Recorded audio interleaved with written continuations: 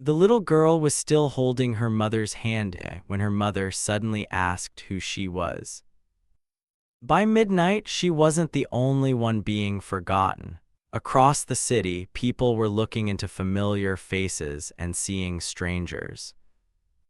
No one knew why it was happening, but every erased name led back to the oldest clock tower in the city. By the time Echo arrived, the tower had already started whispering through the rain. He found memory fragments drifting through the air like broken pieces of people, names, faces, promises, all torn loose from time. Inside the tower, the silence felt wrong. The gears were frozen, but something deeper inside was still awake. Then he saw the warning carved into the dust: if they forget their names, they forget they ever existed.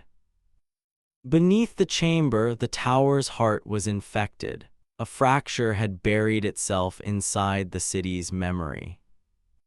The moment Echo touched the core, the tower remembered who had broken it.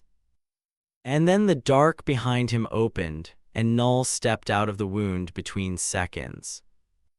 Null wasn't erasing names for chaos. He was erasing them so the city would forget itself, one life at a time. If you want more Echo and Null stories, like and subscribe, because tonight, this city isn't the only thing Null wants to erase. As the tower woke up, the corrupted gears began feeding the fracture, and every turn stole another name from the city below. So Echo stepped into the fracture itself, because if the city forgot who it was before dawn, there would be nothing left to save. But inside the storm, the fracture didn't attack his body first, it attacked his memory.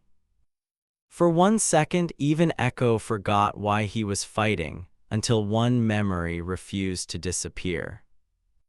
And with it, he remembered the promise that no one should ever be erased, not by time, not by fear, and not by Null. The tower screamed, the fracture shattered, and across the city, forgotten names came rushing home.